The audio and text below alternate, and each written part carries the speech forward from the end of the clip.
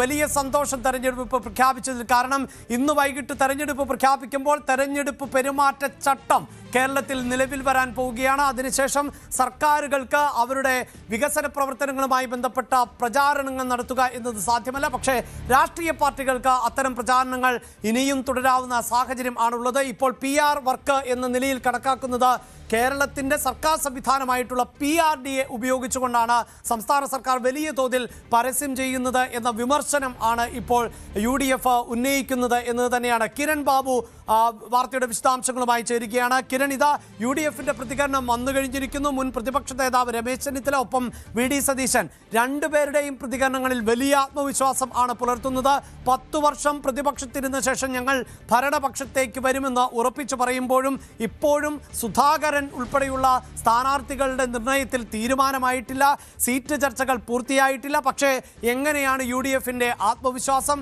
എന്തൊക്കെ പ്രതിസന്ധിയാണ് ഈ ഘട്ടത്തിലും UDF നേരിടുന്നത്? കിരൺ, സ്വാഭാവികമായി UDFനെ സംബന്ധിച്ചാണ് ഈ തെരഞ്ഞെടുപ്പ് ഏറ്റവും നിർണായകമാകുന്നത്. കാരണം കഴിഞ്ഞ 10 വർഷമായി അവർ ഭരണത്തിന് പുറത്താണ്.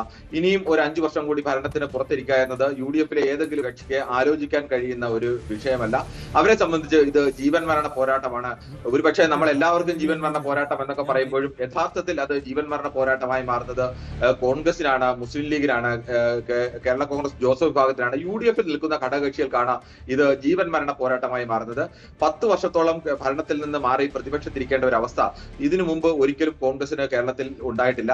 അതുകൊണ്ട് തന്നെ ഏത് വിധേനയും ഭരണത്തിലേക്ക് മടങ്ങി വരിക എന്നുള്ള ലക്ഷ്യത്തിലാണ് കഴിഞ്ഞ ഉപതെരഞ്ഞെടുപ്പുകളിലൊക്കെ UDF ചെയ്തിരുന്നത്. ഉപതെരഞ്ഞെടുപ്പ് പ്രഖ്യാപിക്കുമ്പോൾ തന്നെ സ്ഥാനാർത്ഥികളെ പ്രഖ്യാപിക്കുക, തൊട്ടു പിന്നാലെ മുൻകാലങ്ങളിലെ UDFന്റെ ഒരു പതിവെന്ന് പറഞ്ഞാൽ ഏറ്റവും അവസാനം നോമിനേഷൻ പിൻവലിക്കാനുള്ള ദിവസം വരെ സ്ഥാനാർത്ഥി തർക്കങ്ങളുമായി മുന്നോട്ട് പോവുക, ആ ദിവസം സ്ഥാനാർത്ഥികളെ മാറ്റി പുതിയ സ്ഥാനാർത്ഥികളെ വെച്ച പതിവും ആ സ്ഥാനാർത്ഥികളെ വിജയിപ്പിച്ച പതിവും ഒക്കെ കോൺഗ്രസിനുണ്ടായിരുന്നു. പക്ഷെ അക്കാലത്ത് കോൺഗ്രസിനെ സംബന്ധിച്ച് കേരളത്തിൽ അങ്ങനെ വിജയിക്കാൻ കഴിയുന്ന ഒരു വലിയ ശക്തി കോൺഗ്രസ് ഉണ്ടായിരുന്നു. 2001 ശേഷം കോൺഗ്രസിന് ഒരിക്കൽ പോലും ഒരു ഭരണത്തിലേക്ക് ഏറിയെങ്കിൽ പോലും നേരിയ ഭൂരിപക്ഷത്തിന് ഒരെണ്ണത്തിലേറുക എന്നതിനപ്പുറത്തേക്ക് 90 മേൽ സീറ്റിലേക്കോ അല്ലെങ്കിൽ 80 മേൽ സീറ്റിലേക്കോ ഒന്നും അധികാരത്തിൽ അത്തരം സീറ്റുകൾ നേടാൻ കോൺഗ്രസിനോ UDFനോ കഴിഞ്ഞിട്ടില്ല എന്നുള്ള യാഥാർത്ഥ്യം കൂടിയുണ്ട്.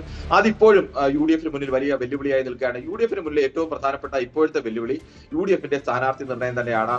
ഏറെക്കുറെ ഘടകകക്ഷികളുമായിട്ടുള്ള ചർച്ചകൾ, അങ്ങനെ കാര്യമായ തർക്കങ്ങൾ മുൻകാലങ്ങൾ ഉണ്ടാകുന്ന പോലുള്ള വലിയ തർക്കങ്ങളില്ല. ജോസഫ് വിഭാഗവുമായിട്ട് മാത്രമാണ് അത്തരത്തിലെ തർക്കങ്ങൾ ഉള്ളത്. ജോസഫ് വിഭാഗത്തിന് തൽക്കാലം ഇത് LDFിലേക്ക് പോകാനുള്ള വഴിയെല്ലാം അടഞ്ഞത് കാരണം ആ തർക്കവും മുന്നോട്ട് പോകാൻ തന്നെയാണ്. പക്ഷേ കോൺഗ്രസിനുള്ളിൽ സ്ഥാനാർത്ഥിയെ സംബന്ധിച്ചുള്ള തർക്കങ്ങൾ അതിരൂക്ഷമായി തന്നെ നിൽക്കുകയാണ്. ഇന്നലെ അടക്കം ചരിത്രത്തിൽ ആദ്യമായിട്ടാണ് ശിവഗിരി മഠം ഇങ്ങനെ ഒരു രാഷ്ട്രപ്രകടനം നടത്തുന്നത്.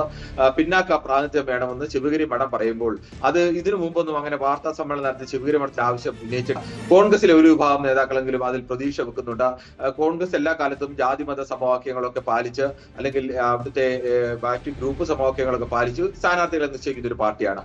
എന്നാൽ ഗ്രൂപ്പ് സമവാക്യങ്ങളിൽ ഇപ്പോൾ വലിയ മാറ്റം വന്നിരിക്കുന്നു, അതിൽ വ്യത്യാസം വന്നിരിക്കുന്നു. പക്ഷേ ജാതിമത സമവാക്യങ്ങളിൽ നിന്ന് കോൺഗ്രസിനെ ഒഴിഞ്ഞു മാറി നിൽക്കാൻ ഇപ്പോഴും കഴിയാത്ത അവസ്ഥ ഉണ്ട്. അതുകൊണ്ട് തന്നെ ഇതൊക്കെ പാലിച്ച് എങ്ങനെ സ്ഥാനാർത്ഥിത്വത്തിലേക്ക് കൊണ്ടുവരാം, അത്തരം ഒരു ചർച്ചകൾ കഴിഞ്ഞ 1-2 ആഴ്ചയായി നടക്കുമ്പോഴും ഇതുവരെയും ഭൂരിഭാഗം സീറ്റുകളിലും ആ ഒരു അന്തിമ തീരുമാനത്തിലേക്ക് എത്താൻ കഴിയുന്നില്ല. ഇത് തന്നെയാണ് കോൺഗ്രസ് സംബന്ധിച്ച് ഏറ്റവും വെല്ലുവിളി. പക്ഷേ പ്രധാനപ്പെട്ട നേതാക്കളെല്ലാം, അതിന് കെ.സി. വേണുഗോപാൽ അല്ലെങ്കിൽ VD സതീശനായാലും രമേശ് ചെന്നിത്തലായാലും ഇവരെല്ലാം തന്നെ പ്രധാനമായും പറയുന്നത് സ്ഥാനാർത്ഥം പ്രഖ്യാപിച്ചു കഴിഞ്ഞാൽ ഞങ്ങളുടെ ചർച്ചകളെല്ലാം അവസാന ഘട്ടത്തിലാണ്. സ്ഥാനാർത്ഥം ഇലക്ഷൻ പ്രഖ്യാപിച്ചു കഴിഞ്ഞാൽ തൊട്ടു പിന്നാലെ തന്നെ ചർച്ചകൾ ഫൈനലൈസ് ചെയ്യും. ഇപ്പോൾ നാളെ ആണെങ്കിൽ നാളെ തിങ്കളാഴ്ച തന്നെ ചർച്ച ഫൈനലൈസ് ചെയ്ത് ആദ്യഘട്ട പട്ടിക ഇറക്കുമെന്ന ആത്മവിശ്വാസത്തിലാണ് അവർ നിൽക്കുന്നത്. അങ്ങനെയാണ് അവർ പരസ്യമായി പ്രഖ്യാപിച്ചിട്ടുള്ളതും എല്ലാം അങ്ങനെ തന്നെയാണ്. കുറെ മണ്ഡലങ്ങളിലേക്കെങ്കിലും അങ്ങനെ കഴിഞ്ഞേക്കും. 50 മണ്ഡലങ്ങളാണ് ആദ്യം പ്രതീക്ഷിച്ചത്. പക്ഷേ കുറെ മണ്ഡലങ്ങളിലെങ്കിലും തർക്കമില്ലാതെ, ഇപ്പൊ തിരുവനന്തപുരത്ത് ആകെ 3 മണ്ഡലങ്ങൾ മാത്രമാണ് തർക്കമില്ലാതെ സ്ഥാനാർത്ഥികളെ കണ്ടെത്താൻ കഴിഞ്ഞിട്ടുള്ളത്. മറ്റ് മണ്ഡലങ്ങളിലെല്ലാം തന്നെ ഒന്നിലേറെ സ്ഥാനാർത്ഥികളുണ്ട്. ഒരു സ്ഥാനാർത്ഥിയെ ഒരു മണ്ഡലത്തിൽ നിന്ന് മാറ്റിയാൽ സ്വാഭാവികമായും ചിലപ്പോൾ ഒരു ജില്ലയിലെ മുസ്ലിം പ്രാതിനിധ്യത്തെ അല്ലെങ്കിൽ ഈഴവ പ്രാതിനിധ്യത്തെ, നായർ പ്രാതിനിധ്യത്തെ, ലത്തീൻ പ്രാതിനിധ്യത്തെ ഇതൊക്കെ ബാധിക്കും. ഈ സമവാക്യങ്ങളൊക്കെ പാലിച്ചുകൊണ്ട് വേണം, പലപ്പോഴും സ്ത്രീ പ്രാതിനിധ്യം വേണം, യുവാക്കളുടെ പ്രാതിനിധ്യം വേണം, ഇത്തരം പ്രാതിനിധ്യങ്ങളൊക്കെ പാലിച്ചുകൊണ്ട് വേണം UDF കോൺഗ്രസിനെ സംബന്ധിച്ച് സ്ഥാനാർത്ഥികളെ നിശ്ചയിക്കാൻ. ആ ഒരു വലിയ ഘട്ടത്തിലാണ് ഇപ്പോൾ നിൽക്കുന്നത്. സ്വാഭാവികമായും കോൺഗ്രസുകാരുടെ ഒരു വലിയ പ്രതീക്ഷ 10 വർഷത്തെ ഭരണമുണ്ട്, ഭരണത്തിനെതിരായ ഒരു വലിയ വികാരമുണ്ട്. കഴിഞ്ഞ തദ്ദേശ തെരഞ്ഞെടുപ്പിൽ നേടിയ കോൺഗ്രസിന് മെച്ചപ്പെട്ട വിജയമുണ്ട്, അതിനു മുമ്പ് നടന്ന ഉപതെരഞ്ഞെടുപ്പുകളിൽ നേടിയ വിജയമുണ്ട്, ലോക്സഭാ തെരഞ്ഞെടുപ്പിൽ നേടിയ അസാധാരണമായ വിജയമുണ്ട്. ഇതിന്റെ എല്ലാം ഒരു ആത്മവിശ്വാസം അവർക്കുള്ള തന്നെ ഈ ആത്മവിശ്വാസം പ്രയോജനപ്പെടുത്താൻ കഴിയുന്ന ഒരു അവസ്ഥയിലേക്ക് കോൺഗ്രസ് എത്തിയിട്ടില്ല എന്നതുകൂടി. യെസ്, കിരൺ തുടരുകയാണ്. കിരൺ, അതായത് ഇപ്പോൾ സൂചിപ്പിച്ചത് UDF-നെ സംബന്ധിച്ചിടത്തോളം അവരുടെ ലക്ഷ്യം, അവരുടെ ഒരു തിരിച്ചുവരവ് തന്നെയാണ് പ്രധാനപ്പെട്ടത് എന്ന് പറയുമ്പോൾ പോലും ചില പ്രതിസന്ധികൾ UDF ഇപ്പോഴും നേരിടുകയല്ലേ? പ്രത്യേകിച്ച് ഇന്ന് സീറ്റ് ചർച്ച പൂർത്തിയാക്കുമെന്നാണ് രമേശ് ചെന്നിത്തല പറയുന്നത്. ടീം സെറ്റാണ് എന്ന് പറയുന്നു. കെ സുധാകരനുമായി നാളെ പ്രശ്നങ്ങൾ പരിഹരിക്കുമെന്ന് പറയുന്നു. അപ്പോൾ ഒരുപക്ഷെ കോൺഗ്രസിൽ ഇതിനു മുമ്പൊക്കെ തെരഞ്ഞെടുപ്പിനുണ്ടാകുന്നത് പോലെയുള്ള വലിയ പൊട്ടിത്തെറികൾ, ഗ്രൂപ്പ് കളികൾ അങ്ങനെയൊന്നും നമ്മൾ കാണുന്നില്ല. വലിയ ചുവരെഴുത്തുകൾ അതൊന്നും കാണുന്നില്ല എങ്കിൽ പോലും പൂർണ്ണമായും അത് പരിഹരിക്കപ്പെട്ടു എന്നിപ്പോഴും പറയാൻ പറ്റുന്ന ഒരു സാഹചര്യമല്ലല്ലോ കിരൺ ഉള്ളത്. അഭിലാഷ്, അത് തന്നെയാണ് ഏറ്റവും പ്രധാനം. കോൺഗ്രസിനെ സംബന്ധിച്ച് ഈ വെടിക്കെട്ട് കണ്ട ആളുകളാണ്. അവരെ സംബന്ധിച്ച് ഇത്തരം തർക്കങ്ങളും പരസ്യ സംവാദങ്ങളും പരസ്യമായിട്ടുള്ള എതിർപ്പുകള്, ബദൽ സ്ഥാനാർത്ഥിയായി നിൽക്കുക, ബദൽ നോമിനേഷൻ കൊടുക്കുക, പാർട്ടി ആ സമയത്ത് പാർട്ടി സ്ഥാനാർത്ഥിക്കെതിരെ പ്രവർത്തിക്കുക, ഇതൊക്കെ ഒട്ടേറെ കടന്നു വന്ന ഒരു പാർട്ടിയാണ്. ആ കാലത്ത് വലിയ ശക്തി ഉണ്ടായിരുന്നത് കൊണ്ട് കോൺഗ്രസിന് അതെല്ലാം നേരിടാൻ കഴിയും. ഇപ്പോൾ ആ പറയുന്ന ശക്തി കോൺഗ്രസിനെ സംബന്ധിച്ച് സംഘടനാ തലത്തിൽ ഇല്ല എന്നുള്ളത് കോൺഗ്രസുകാർ അടക്കം അംഗീകരിക്കുന്ന ഒരു യാഥാർത്ഥ്യമാണ്. പക്ഷെ ആ കാലത്തെ പോലെയുള്ള വലിയ തർക്കങ്ങളൊന്നും ഇപ്പോൾ ഇല്ല എന്നതും അവരെ സംബന്ധിച്ച് വലിയ ആശ്വാസമാണ്. പക്ഷെ അപ്പോഴും തർക്കങ്ങൾ അവിടെ നിൽക്കുകയാണ്. കെ സുധാകരനെ പോലെയുള്ള ഒരു മുതിർന്ന നേതാവ് തർക്കമുയർത്തി താൻ സ്ഥാനാർത്ഥിയാവണമെന്ന വാശിയിൽ നിന്ന് കഴിഞ്ഞാൽ സ്വാഭാവികമായും അത് കോൺഗ്രസിന് കണ്ണൂരിലടക്കം വലിയ പ്രതിസന്ധി ഉണ്ടാക്കും. രണ്ടു ഭാഗത്തും ഇപ്പോൾ കെ സുധാകരൻ അവിടെ നിൽക്കുന്നെങ്കിൽ ഇപ്പുറത്ത് ജി സുധാകരൻ പരസ്യമായി സ്ഥാനാർത്ഥി പ്രഖ്യാപിച്ച അവസ്ഥയടക്കം ഉണ്ട്. CPM-നും സമാനമായി. CPM-നെ സംബന്ധിച്ചിടത്തോളം അങ്ങനെ ഒരു പ്രതിസന്ധി അവർക്ക് പരിചിതമല്ല. അങ്ങനെ ഒരു പ്രതിസന്ധി CPM-ന് മുമ്പൊന്നും ഉണ്ടായിട്ടുള്ളതല്ല. ഈ അടുത്ത കാലത്ത് MLA-മാർ പലരും പാർട്ടി വിട്ട് മറ്റു പാർട്ടികളിലേക്ക് പോകുന്ന അവസ്ഥ, അതൊക്കെയും ആ പാർട്ടിയെ സംബന്ധിച്ചും ആ മുന്നണിയെ സംബന്ധിച്ചും പുതുതാണ്. പക്ഷേ UDF-നെ സംബന്ധിച്ച് ഇത് പുതിയതല്ല. UDF-ന്റെ ശീലമാണ് എന്ന് തന്നെ വേണമെങ്കിൽ പറയാം. പരസ്യ പ്രസ്താവനകൾ കൊണ്ട് നിറയേണ്ട ഒരു സമയമാണ്. പക്ഷെ അത്രയൊന്നും വലിയ പരസ്യ പ്രസ്താവനകളോ അല്ലെങ്കിൽ അത്തരം പരസ്യമായ കരലിലേക്കൊന്നും ഇപ്പോഴും പോയിട്ടില്ല എന്നുള്ളതും, ആദ്യം ഡൽഹിയിലേക്ക് പറഞ്ഞ സുധാകരൻ ഇപ്പോൾ ഡൽഹിയിലേക്ക് പോകാൻ തയ്യാറെടുക്കുന്നു. അദ്ദേഹവുമായി രമേശ് ചെന്നിത്തല ഇന്ന് രാവിലെ അടക്കം സംസാരിച്ച ഒരു അനുനയ നീക്കത്തിലൊക്കെ വരികയാണ്. ഇതൊരു പ്രധാനപ്പെട്ട ഒരു കാരണം കോൺഗ്രസുകാരെ സംബന്ധിച്ച് കോൺഗ്രസിന്റെ താഴെ മുമ്പ് കോൺഗ്രസ് പ്രവർത്തകരുടെ നേതാവ്, ആ നേതാവിന്റെ വികാരം ഗ്രൂപ്പ് വികാരം എന്നുള്ളതാണ്.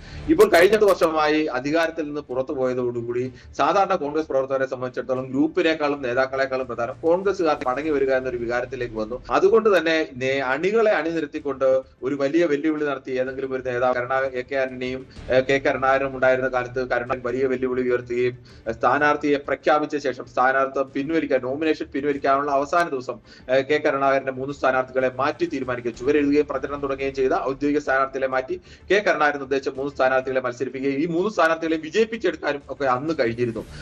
അത്തരം ഒരു അനുഭവത്തിൽ നിന്ന് കോൺഗ്രസുകാരെ സംബന്ധിച്ച്, കോൺഗ്രസിലെ സാധാരണ പ്രവർത്തകരെ സംബന്ധിച്ച് അവർക്ക് വലിയ ആശങ്കയുണ്ട്. അവർക്ക് ഏത് ബദിനെയും മടങ്ങി വരണം. അതുകൊണ്ട് തന്നെ ഈ നേതാക്കളെ സംബന്ധിച്ച് അവർ ഇനി വാശി പിടിച്ച് തോൽപ്പിക്കാനുള്ള ശ്രമത്തിലേക്ക് പോയാലും എത്രത്തോളം പോകും എന്നുള്ള അവർക്ക് അത്തരം ആ ഒരു കരുത്ത് കുറഞ്ഞിട്ടുണ്ട്. ഇത് തന്നെയാണ് കോൺഗ്രസ് ഹൈക്കമാൻഡ് പ്രധാനമായും കാണുന്നത്. എല്ലാ നേതാക്കളെയും ഒക്കെ അടുത്ത നിമിഷം ഒരുമിച്ച് കൊണ്ടുപോകാൻ കഴിയും എന്നുള്ള പ്രതീക്ഷയൊക്കെ ഉണ്ട്. അപ്പോഴും തർക്കങ്ങൾ അങ്ങനെ തന്നെ നിൽക്കുന്നു എന്നുള്ളതും, ഒരു ഭാഗത്ത് വി ഡി സതീശനും രമേശ് ചെന്നിത്തലയും KC വേണുഗോപാൽ അടക്കമുള്ളവർ നിൽക്കുന്നു. പ്രധാനപ്പെട്ട നേതാക്കളടക്കം MP-മാർ കേരളത്തിൽ മത്സരിക്കണം എന്നുള്ള ആവശ്യത്തിൽ നിൽക്കുന്നു. അക്കാര്യത്തിൽ വേണ്ട എന്നുള്ളതാണ് ഇപ്പോഴത്തെ നിലപാട്. പക്ഷേ ഇപ്പോഴും MP-മാർ പ്രതീക്ഷ കൈവിട്ടിട്ടില്ല. അതിന് കെ സുധാകരനായാലും അടൂർ പ്രകാശ് ആയാലും അത്തരം ഒരു പ്രതീക്ഷ കൈവിട്ടിട്ടില്ല. പ്രത്യേകിച്ച് ഇന്നലെ ശിവഗിരി മഠത്തിന്റെ ഒരു വാർത്താ സമ്മേളനത്തോടുകൂടി അവർ പ്രതീക്ഷ കൂടുതൽ അവരുടെ വർദ്ധിച്ചിട്ടുണ്ട് എന്ന് വേണം കരുതാൻ. KC വേണുഗോപാൽ അടക്കമുള്ളവർ മത്സരിക്കാൻ താല്പര്യമുള്ളവരാണ് എന്നുള്ള സൂചനകളൊക്കെ പുറത്തു വന്നിരുന്നു. അങ്ങനെ അവർ മത്സരിക്കണോ വേണ്ടയോ അക്കാര്യത്തിൽ തീരുമാനം വന്നിട്ടില്ല. ഇനി മത്സരിക്കുന്നില്ല എന്നാണെങ്കിൽ ആ മണ്ഡലങ്ങളിലേക്കൊക്കെ പുതിയ സ്ഥാനാർത്ഥികളെ കണ്ടെത്തേണ്ട അവസ്ഥ. ഈ കാര്യത്തിലൊന്നും ഇപ്പോഴും തീരുമാനമാകാതെ നിൽക്കുന്നു എന്നത് കോൺഗ്രസ് സംബന്ധിച്ച് ഒരു തരത്തിൽ പറഞ്ഞാൽ പ്രതിസന്ധി തന്നെയാണ്. പക്ഷേ ഈ പ്രതിസന്ധി പരിഹരിക്കാനാവും. എന്തായാലും ഒരാഴ്ചക്കുള്ളിലെങ്കിലും ആ പ്രതിസന്ധി പരിഹരിച്ച് സ്ഥാനാർത്ഥി പട്ടികയുമായി രംഗത്ത് വരാനാവും എന്നുള്ള ഉറച്ച വിശ്വാസത്തിൽ തന്നെയാണ് നേതാക്കളൊക്കെ നിൽക്കുന്നത്. ആദ്യഘട്ട പട്ടിക എന്തായാലും ഈ പ്രഖ്യാപനം വന്നു കഴിഞ്ഞാൽ ഒരു ദിവസത്തിൽ തന്നെ ഉണ്ടാവും എന്ന് തന്നെയാണ് ഇപ്പോഴും ഈ നേതാക്കളെല്ലാം ആവർത്തിച്ച് പറയുന്നത്. പക്ഷെ അതിന് ഒരുപാട് പ്രായോഗിക പ്രയാസങ്ങൾ ഇപ്പോഴും ഉണ്ട്. നമ്മൾ നേരത്തെ സൂചിപ്പിച്ചു, തിരുവനന്തപുരത്ത് പോലും 3 മണ്ഡലങ്ങൾ മാത്രമാണ് അന്തിമമായി ഒരു തീരുമാനം എടുക്കാൻ കഴിഞ്ഞത്. ഒന്നാമത് കോൺഗ്രസിന്റെ സിറ്റിംഗ് MLA-മാർ കുറവാണ്. അതുകൊണ്ട് തന്നെ സിറ്റിംഗ് MLA-മാരിൽ മത്സരിക്കാൻ തീരുമാനിച്ചാൽ ആ മണ്ഡലങ്ങൾ ഒഴികെ പിന്നീടുള്ള മണ്ഡലങ്ങളെല്ലാം തർക്ക മണ്ഡലങ്ങളാണ്. ആ മണ്ഡലങ്ങളെല്ലാം ഒന്നിലേറെ അവകാശികൾ, ഇതിനെല്ലാം 1, 2, 3, 4 ഒക്കെ അവകാശികളുണ്ട്. മുതിർന്ന നേതാക്കൾ പലരും ഇപ്പോഴും മാറാൻ തയ്യാറില്ല. 5, 6 ഒക്കെ തവണ മത്സരിച്ച 70, 75 വയസ്സ് കഴിഞ്ഞ ആളുകളൊക്കെ ഇപ്പോഴും ഞങ്ങൾക്ക് വീണ്ടും മത്സരിക്കണമെന്നുള്ള ആവശ്യവുമായി മുന്നോട്ട് നിൽക്കുന്നു. ചെറുപ്പക്കാരിൽ വലിയൊരു നിര ഇപ്പോഴെങ്കിൽ ഞങ്ങൾക്ക് അവസരം നൽകണം എന്നുള്ള ആവശ്യവുമായി മുന്നോട്ട് നിൽക്കുന്നു. ഇതെല്ലാം കൂടി പരിഹരിച്ച് മാത്രമേ കോൺഗ്രസിന് ഈ സ്ഥാനാർത്ഥി പട്ടിക പ്രഖ്യാപനത്തിലേക്ക് പോകാൻ കഴിയൂ. അതിന് അവർക്ക് മുന്നിലുള്ളത് സമയം വളരെ കുറവാണ്. അതിപ്പോൾ പ്രയോജനപ്പെടുത്തിയില്ലെങ്കിൽ കോൺഗ്രസിനെ സംബന്ധിച്ച് അതൊരു ആത്മഹത്യാപരമായ നീക്കമാവാൻ പോലും സാധ്യതയുണ്ട്. ഈ ആത്മഹത്യാപരമായ നീക്കമാവും എന്നുള്ള തിരിച്ചറിവ് അതിന്റെ നേതാക്കൾക്ക് ഉണ്ടെന്നോ അതനുസരിച്ച് അവർ പ്രവർത്തിക്കുമോ എന്നുള്ളതാണ് ഈ ഘട്ടത്തിൽ ഏറ്റവും പ്രധാനമായി വരുന്നത്. യെസ്, തീർച്ചയായും UDF-നെ സംബന്ധിച്ചിടത്തോളം ഇതൊരു ജീവൻ മരണ പോരാട്ടം എന്ന് തന്നെ നമുക്ക് വിശേഷിപ്പിക്കാം. നമുക്കൊരു ഇടവേള അനിവാര്യമാണ്. ഒപ്പം മറ്റ് ജില്ലകളുടെ രാഷ്ട്രീയമുണ്ട്. ഇടതുപക്ഷത്തിൻ്റെയും NDA-യുടെയും പ്രതീക്ഷകൾ എപ്രകാരമാണ് എന്നതും വിശദമായി പരിശോധിക്കേണ്ടതുണ്ട്. ഞാൻ ആ ഇടവേളയിലേക്ക് പോകുന്നതിന് മുമ്പ് ഇതാ ഈ തെരഞ്ഞെടുപ്പിന് കേരളം തയ്യാറെടുത്ത് കഴിഞ്ഞിരിക്കുന്നു. അതിൻ്റെ വോട്ടർ പട്ടികയുമായി ബന്ധപ്പെട്ട വിവരങ്ങൾ നമുക്കറിയാം. ഇത്തവണ വോട്ടർ പട്ടിക പുതുക്കുന്നു എന്നതിന് അപ്പുറത്ത് SIR തീവ്ര വോട്ടർ പട്ടിക പരിഷ്കരണത്തിന് ശേഷമുള്ള ഒരു വോട്ടെടുപ്പിനാണ് കേരളം തയ്യാറെടുക്കുന്നത് എന്നതാണ്. അതായത് കുറച്ചുകൂടി ശുദ്ധീകരിക്കപ്പെട്ട ഒരു വോട്ടേഴ്സ് ലിസ്റ്റാണ് ഇപ്പോൾ തയ്യാറാക്കിയിട്ടുള്ളത് എന്നതാണ് പ്രേക്ഷകരുമായി പങ്കുവെക്കേണ്ടതായി വരുന്നത്. അതായത് SIR-ന് ശേഷം നടക്കുന്ന ഒരു തെരഞ്ഞെടുപ്പ് എന്നതുകൊണ്ട് തന്നെ ഈ വോട്ടർ പട്ടിക പുതുക്കിയതിന് ശേഷമുള്ള SIR-ന് ശേഷമുള്ള ഒരു കണക്ക് തെരഞ്ഞെടുപ്പ് കമ്മീഷൻ പുറത്തുവിട്ടത് പ്രകാരം കേരളത്തിലാകെ 2.71 കോടി വോട്ടർമാർ ആണ് ഈ തെരഞ്ഞെടുപ്പിൽ ജനവിധി എഴുതാൻ പോകുന്നത് എന്നതാണ് അവിടെ പ്രേക്ഷകരെ ഒന്ന് ഓർമ്മിപ്പിക്കേണ്ടതായി വരുന്നത്. അതായത് ഈ വോട്ടർ പട്ടികയിലെ ക്രമക്കേടുകളെ തുടർന്ന് അതെല്ലാം പരിഹരിക്കപ്പെട്ട ഒരു വോട്ടേഴ്സ് ലിസ്റ്റാണ് ഇപ്പോൾ ഉള്ളത് എന്നതാണ് തെരഞ്ഞെടുപ്പ് കമ്മീഷന്റെ അവകാശവാദം. കാരണം നേരത്തെ തന്നെ ഈ വോട്ടേഴ്സ് ലിസ്റ്റിൽ നിന്ന് മരണപ്പെട്ടവരെ ഒഴിവാക്കുന്നു, ഇരട്ട വോട്ടുകൾ ഒഴിവാക്കുന്നു, സ്ഥിരം താമസമില്ലാത്തവരെ ഒഴിവാക്കുന്നു. അങ്ങനെ ഒരു ശുദ്ധീകരിച്ച വോട്ടേഴ്സ് ലിസ്റ്റ് എന്ന് തന്നെ അവകാശപ്പെടാവുന്ന ഒരു വോട്ടർ പട്ടികയാണ് ഇപ്പോൾ ഉള്ളത്. അത് പ്രകാരം അതായത് തീവ്ര വോട്ടർ പട്ടിക പരിഷ്കരണം പൂർത്തിയാകുന്ന ഘട്ടത്തിൽ ഏതാണ്ട് 2.69 കോടി വോട്ടർമാർ ആണ് ആ പട്ടികയിൽ ഉണ്ടായിരുന്നത് എങ്കിൽ അതിനുശേഷം 1.58 ലക്ഷം വോട്ടർമാർ കൂടിയാണ് ഈ വോട്ടേഴ്സ് ലിസ്റ്റിലേക്ക് പുതുതായി എത്തിയത്. അങ്ങനെയാണ് ഇപ്പോൾ അതായത് തെരഞ്ഞെടുപ്പ് തീയതി പ്രഖ്യാപിക്കുന്നതേ ഉള്ളൂ. ഇതുവരെയുള്ള ഡേറ്റകൾ അനുസരിച്ച് കേരളത്തിലാകെ 2.71 കോടി വോട്ടർമാർ ആണ് ഉള്ളത്.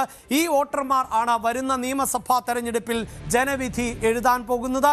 ഒരുപക്ഷെ ഈ തെരഞ്ഞെടുപ്പിൽ വോട്ടർമാരുടെ പട്ടിക ഏതാണ്ട് കുറ്റമറ്റ പട്ടികയാണ് എന്നതുകൊണ്ട് തന്നെ ഇവരിൽ വലിയൊരു ശതമാനവും വോട്ട് രേഖപ്പെടുത്തും എന്നാണ് തെരഞ്ഞെടുപ്പ് കമ്മീഷന്റെയും പ്രതീക്ഷ.